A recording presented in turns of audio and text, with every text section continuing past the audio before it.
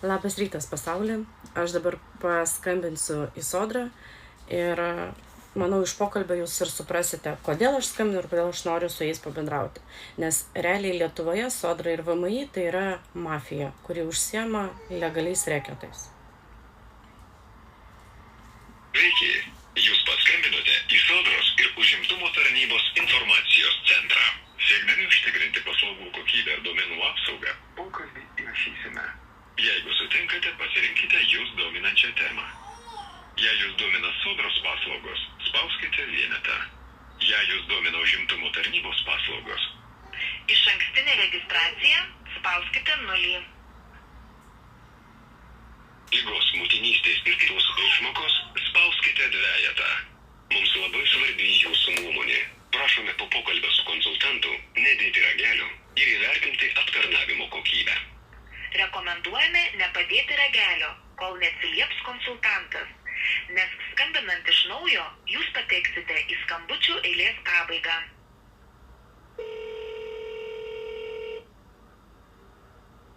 Sveiki, konsultantė Justina, klausau jūsų. Sveiki, Justina. Žiūrėkit, aš pasistengsiu, kad pokalbis ilgai neužtruktų, kad rytas jums būtų kiek malonesnis negu man, atsidarius ir pamačius, kiek jūs nuskaičiuojate. Dabar norėčiau pasitikslinti. Aš skambinausi į Sodrą Liepos mėnesį, pasiklausti konsultantės, jeigu esant aš dabar esu dekrete ir einu papildomai legaliai dirbti, mane vienai dienai įdarbina, vienai išdarbina. Klausiau mergaitės, kiek man nuskaičiuos. Mergaitė paklausė, kiek aš uždirbsiu, pasakiau 100 eurų uždirbsiu. Man atsakymas buvo, nuo 20 iki 30 eurų jums nuskaičiuos nuo vaiko šito išmokos. Dabar ką aš atsidarau sąskaitą, aš uždirbau 100, jūs nuskaičiavot 70. Kaip čia pas jūs veikia šitas dalykas? Papasakokit man šitą matematiką ir kaip jūs tarpusavį nesusikalbat duoti žmogui informaciją. Aš einu dirbti kam? Kaip veikia įstatymas, tai mes išvedam vidurkį iš jūsų turėtų pajamų, iš ko skaičiavome jūsų vaiko priežiūros išmokas. Ir jeigu jūs sakot, kad dirbate vieną dieną, tarkim, po to kitą vėl atostogose, tai tokiu atveju mes išvedam būtent vienos dienos vidurkį. Jo, tai jūs dabar žiūrėkit, aš dirbu vieną dieną, dirbu, turiu 3-4 mėnesių kūdikį, einu papildomai dirbti, kad prisidurti. Ir iš to, kad aš uždirbu 100 eurų, jūs man 70 nuskaičiuojat, tai jūs tyčiojatės, kad jūs man paliekate iš uždarbio 30 eurų. Na, žinokit, skyrių specialistai skaičiuoja pagal tvarkas. Aha. Lygina jūsų išmoką sudėjus darbo užmokesčio ant popieriaus ar viršija jūsų vidurkį. Jo, tai kodėl tada man pirminė konsultantė sakė, kad nuo sumos 100 eurų uždarbio, aš jums kokių 20 eurų nuskaičiuos, eikite drąsiai legaliai dirbti. Žinokit, nesakytų už kitą konsultantą, nes apskritai mes skaičiuoti negalim pokalbio metu, nes dėl to ir iškyla tokie skundai, nes neteisingai paskaičiuoja, o mes neatliekam. Tai kaip dabar, kaip jūs dabar siūlote tą daryti? Ta prasme, aš realiai, žinokit, jūs ant manęs nesupykit, aš suprantu, kad jūs esate tik registratūros, gal ten darbuotoja, dar kažkaip, bet aš išviešinsiu šitą dalyką, aš paskatinsiu Lietuvos žmonės dirbti šešėlyje. Aš iki žinių nueisiu su šitais jūsų dalykais. Prieš 2 dienas jūs man nuskaičiavote 560 eurų už 2019 metų PSD pristabdymą. Aš rašiau 3 prašymus, kad man leistų atidėti šitą dalyką. Pati Sodra man atsiuntė laišką, kad aš pateikčiau skundą jūsų šitam dalykui, kad jūs man nurašėt nuo kortelės. Aš nepasirašiau sutarties, jūs man nuo kortelės vis tiek nurašėt 560 pinigų ir tai yra vaiko pinigai. Pagal įstatymą jūs turit palikti 420 eurų žmogui pragyvenimui mėnesiui. Jūs man nurežėt viską nuo kortelės ir aš galvoju, bala nematė. Nekelsiu vėjo, nekelsiu kipišo, nes čia ant dienų einu papildomai legaliai užsidirbti, dar įkris kapeiką. Bet žinokit, su jumis tylėti neįmanoma, jūs esat legali mafija, jūs užsiemat legaliais reketais.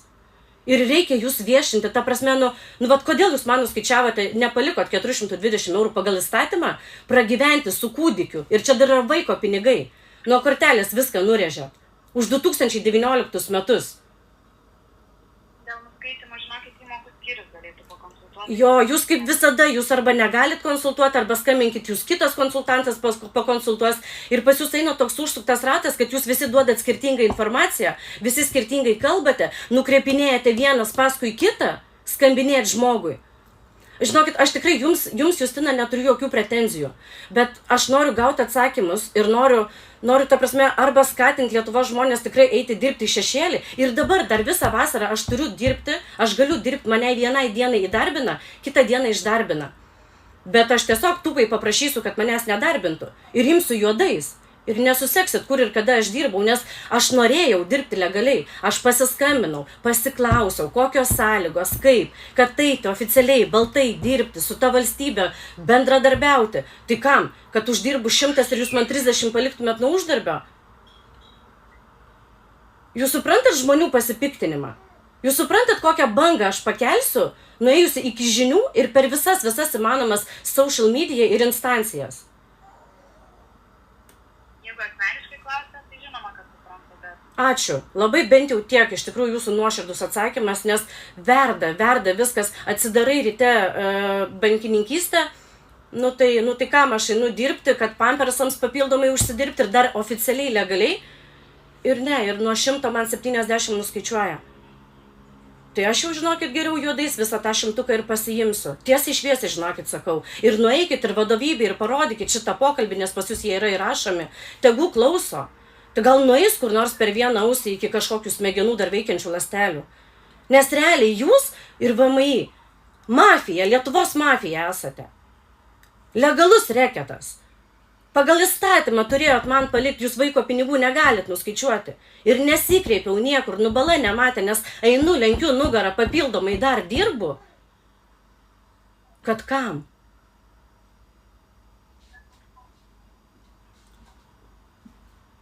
Man jūsų tyla šiaip viską pasako. Jūs iš tikrųjų, aš matau, kad jūs ne ta piktybinė, kuri draskytų man akis, kad čia tokie Lietuvos įstatymai ir taip toliau. Aš girdžiu, aš matau, kad jūs galbūt kažkiek dar jums daina iki smegenų dar veikiančių ląstelių, kad negalima taip elgtis. Ir tikrai ir nueikit šiandien pas vadovybę po šito pokalbio, nueikit ir pasakykit, yra moteris. Aš eisiu per žinias, aš irgi dabar šitą pokalbį įrašinėju. Tai jūs labai gerą žingsnį darot, kad jūs tiesiog tylit ragelį. Nes aš eisiu su savo įrašu per visas žinias ir viešai skatinsiu žmonės eiti dirbti juodai. Nes legaliai neapsimoka. Lenkti nugarą šitoj šaly neapsimoka. Aš aišku atsiprašau, kad sugadinau jums rytą, išsiliejau šiek tiek. Ačiū, kad išklausėte.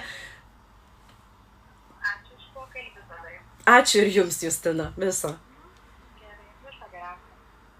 Prašome įvertinti pokalbio aptarnavimo kokybę, pasirinkant vertinimą nuo vieneto iki 5, kur vienetas reiškia, kad pokalbio kokybė buvo nepatenkinama. 5, mergaitė neserdė. Jei norite palikti... 5, mergaitė neserdė, jinai išgirdo. Mano tikslas buvo paskambinti, kad jūs irgi išgirstumėt, kokia yra tiesiog situacija, kaip nesąžiningai elgiasi su Lietuvos žmonėmis. Ir tikrai nuoširdžiai sakau, eikit, jeigu turit galimybę, dirbkit juodai, imkite vokeliuose, nes kitaip neapsimoka.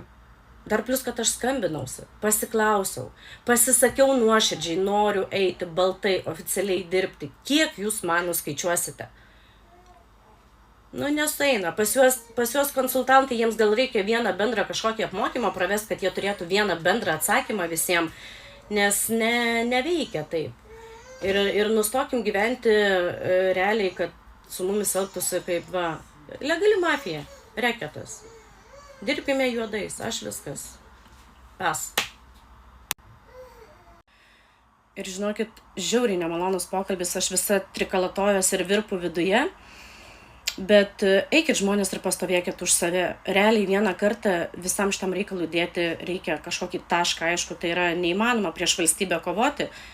Bet gal atsiras koks amžiaus advokatas, nes aš jau nekalbu, kad mums sudovių pas dermatologą reikia ir Santariškėse laukti 2 metus pas dermatologą, o man nuskaičiavo 500 eurų už PSD, už privalomą socialinį draudimą, kad tu galėtum gauti gydymą ir taip toliau. Tai eiti ir uždirbti 100 eurų, kad tau 7 nuskaičiuotų, nevarkė, ne apie tai, ne tam aš einu lenkt nugarą. Ir jūs kiekvienas, jeigu eikit ir pastovėkit žodžiu už save, nes man tai trikalatojas viskas po šito pokalbio.